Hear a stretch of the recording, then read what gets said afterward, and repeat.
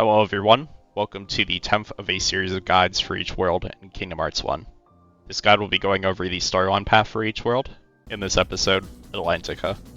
Upon entering this world, you have to chase down Flounder using the new water movement controls. Skip or watch the cutscene after doing this, and then some Heartless will spawn. Defeat them, and following that, open the clamshell behind to release Flounder and Sebastian. You will then need to head to the palace. This is actually surprisingly easy to do, as the world provides these trident markers on the wall which will basically be following, as they always point towards where the palace is. Go into the next area and skip or watch the cutscene. Continue following the tridents along the walls until you go through this room to where there is a current.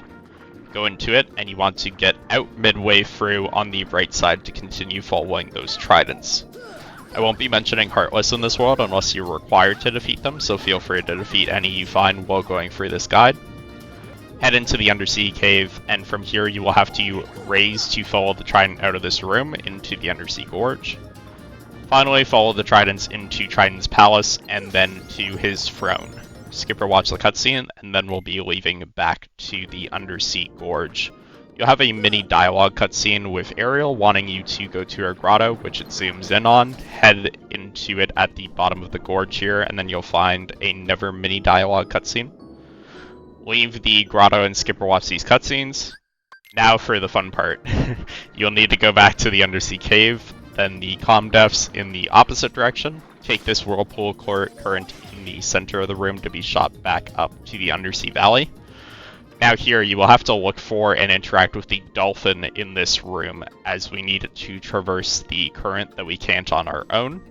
The problem is that you will have to clear the Heartless out to be able to interact with it. And you have two options here. If you try to chase the dolphin around the room, you will likely have to clear out the whole room worth of Heartless, as they'll keep spawning along the dolphin's pathway. So what I recommend is looking for one specific path, basically just look at where the dolphin is going along the path and pick one specific part of that pathway to intercept it at. Clear the Heartless around that area and then wait for it to basically just drive by and then interact with it from there. That'll make it a lot easier instead of having to clear the entire room worth of Heartless. It will then run around the area until it enters the underground current tunnel. It will pull you all the way to the end of the current tunnel, allowing you to go to the sunken ship, go inside it and skip or watch the cutscene. Go towards the chest at the back of the ship, and a shark will jump out and nearly eat Sora alive, who apparently doesn't care whatsoever about that.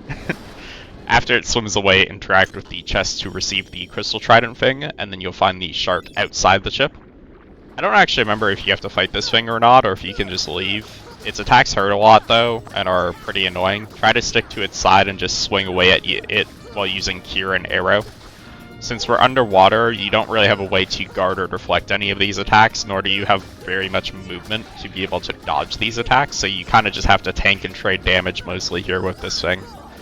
After that, go through this tunnel down here to the undersea gorge and hit this thing to activate a current that then go up it.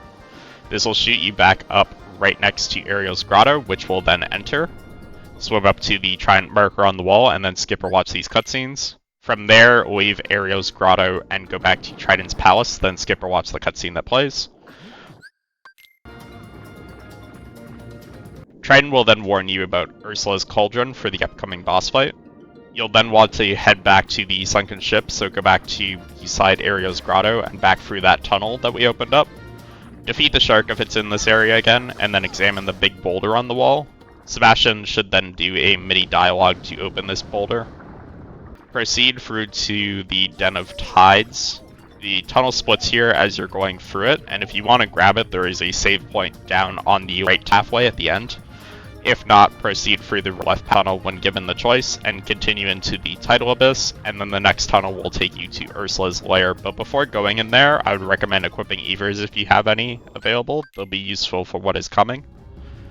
Continue into Ursula's lair, which will trigger the boss fight. There's a cauldron in the center of the room, which we will basically have to cast magic on. I always thought the type of magic had to correspond to the color of the cauldron, but it turns out that's just wrong. It can be any magic spell. I personally just spam fire on the cauldron. Eventually the cauldron will explode and stun Ursula, which will allow you to swing and combo her for some time. This will have to be repeated, I think, up to 3 times. Meanwhile, Flotsam and Jetsam are also trying to hit you while you're doing this. You can actually regain MP off of hitting them, so you can use that to be able to get your magic cast back up to blow up the cauldron. I would recommend making sure you have at least 3 MP bars prior to spamming the cauldron, as Ursula will keep respawning these two as you defeat them. Alternatively, throw your ethers to regain MP and repeat spamming the cauldron after every Ursula stun until you defeat her. After the fight, skip or watch the cutscene and then go back through the Tidal Abyss and the Den of Tides. At this point, you'll want to go to your abilities menu and go to the shared section, equip Mermaid Kick. This basically lets you press circle repeatedly on PlayStation, or whatever that corresponds to for Xbox and PC, to swim faster. We'll then go back through the door to the Comdefs. We'll then need to use Mermaid Kick to sneak our way across to the room on the other side of the current opposite us, so just spam it to get across the current here and enter the unknown room. Skip or watch the cutscene and you'll be fighting Giant Ursula.